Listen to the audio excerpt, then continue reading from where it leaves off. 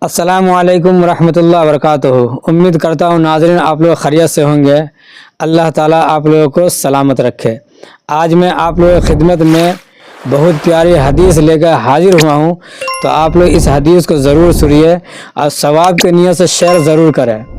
تو چلیے وقت کو ضائع کیے بغیر آپ لوگوں کو میں حدیث سناتا ہوں۔ انشاءاللہ حدیث کو سن کے اگر عمل کریں گے تو ہمارے لیے دنیا اور آخرت میں کامیابی کا ذریعہ بنے گا۔ تو آپ لوگ اس حدیث کو، اس ویڈیو کو آخر تک دیکھیں، حدیث کو ضرور سنیں۔ حضرت عثمان بن عفان رضی اللہ عنہ سے روایت ہے کہ نبی کریم صلی اللہ علیہ وسلم نے ارشاد فرمایا، جو شخص نماز پڑھنے کو ضروری سمجھے وہ جنت میں ضرور داخل ہوگا۔ حضرت ابو ہریرہ رضی اللہ عنہ سے روایت ہے کہ نبی کریم صلی اللہ علیہ وسلم نے ارشاد فرمایا، جو شخص ان 5 فرض نمازوں کو پابندی سے پڑھتا ہے اللہ تعالیٰ کی عبادت سے غافل رہنے والوں میں شمار نہیں ہوتا۔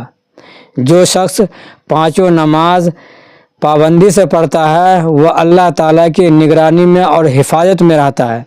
تو ثواب کی نیت سے اس حدیث کو ضرور شیئر کریں۔ حضرت ابو امامہ رضی اللہ عنہ سے روایت ہے کہ نبی کریم صلی اللہ علیہ وسلم نے ارشاد فرمایا، جو شخص ہر فرض نماز کے بعد آیت الکرسی پڑھ لے اس کو جنت میں جانے سے صرف اس کی موت روکے ہوئے ہیں۔ ایک روایت میں آیت الکرسی کے ساتھ قل هو اللہ احد اللہ الصمد پوری صورت یہ پڑھنے کا بھی تاکید ہے۔ تو انشاءاللہ جو شخص ہر فرض نماز کے بعد آیت الکرسی اور قل هو اللہ پڑھ لے تو اس کو موت کے علاوہ کوئی نہیں روکے ہوا ہے کہ وہ جنت میں ضرور داخل ہوگا۔ حضرت عائشہ رضی اللہ عنہ سے روایت ہے کہ نبی کریم صلی اللہ علیہ وسلم نے ارشاد فرمایا، مسواک کر کے 2 رکعتیں پڑھنا بغیر مسواک کیے 70 رکعتوں سے افضل ہے۔ جو حضرات 2 رکعت نماز پڑھے گا مسواک کر کے اور بغیر مسواک کے پڑھے گا 2 رکعت، تو یہ مسواک کر کے جو ہم نماز پڑھیں گے تو وہ 2 رکعت نماز پڑھنے سے 70 گنا افضل ثواب ہے۔ تو اس ویڈیو کو، اس حدیث کو دیکھیں، سنیں، عمل کریں اور شیئر ضرور کریں۔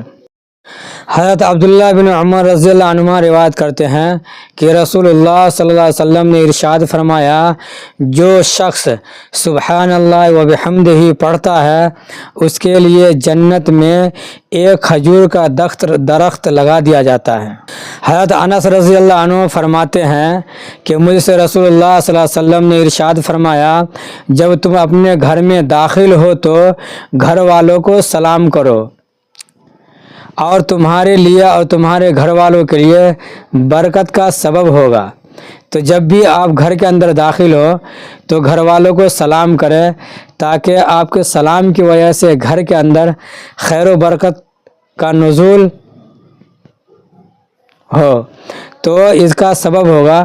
تو آپ لوگ جو ہے گھر میں داخل ہوتے ہوئے سلام ضرور کیا کریں۔ حضرت ابو ہریرہ رضی اللہ عنہ روایت کرتے ہیں کہ نبی کریم صلی اللہ علیہ وسلم نے ارشاد فرمایا، چھوٹا بڑے کو سلام کرے، گزرنے والا بیٹھے ہوئے کو سلام کرے، اور تھوڑے آدمی زیادہ آدمی کو سلام کرے۔ حضرت عبداللہ بن عمر رضی اللہ عنہ روایت کرتے ہیں کہ نبی کریم صلی اللہ علیہ وسلم نے ارشاد فرمایا، کسی شخص کو اس بات کی اجازت نہیں کہ کسی دوسرے کو اس جگہ سے اٹھا کر اور اس جگہ پر بیٹھ جائے۔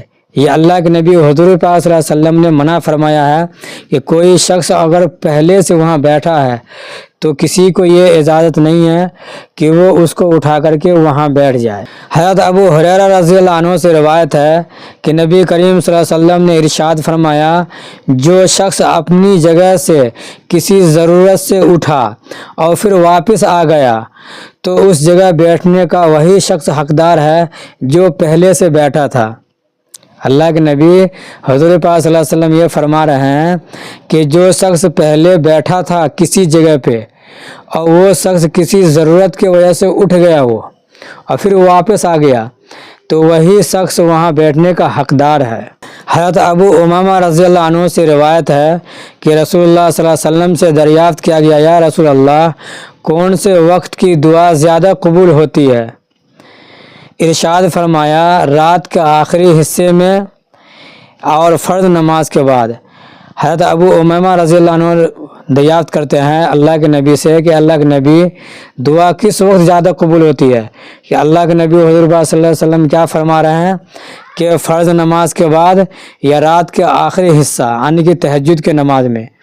تو اس حدیث کو ضرور شیئر کریں اور ان پہ عمل کریں۔ اللہ کے نبی حضور پاک صلی اللہ علیہ وسلم کی ایک چھوٹی سی حدیث ہے اور پہلی حدیث بھی ہے کہ انما الاعمال بالنیات، اعمال کا دار و مدار نیت کے اوپر ہے۔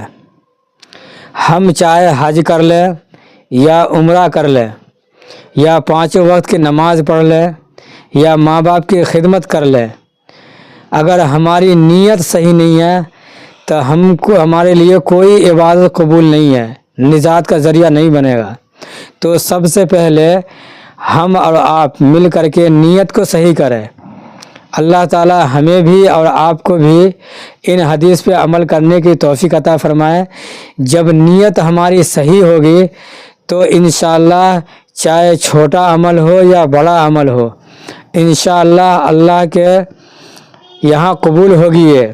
اگر نہیں ہماری نیت صحیح نہیں ہے تو کوئی بھی اعمال ہمارے قبول اور نجات کا ذریعہ نہیں بن سکتا ہے۔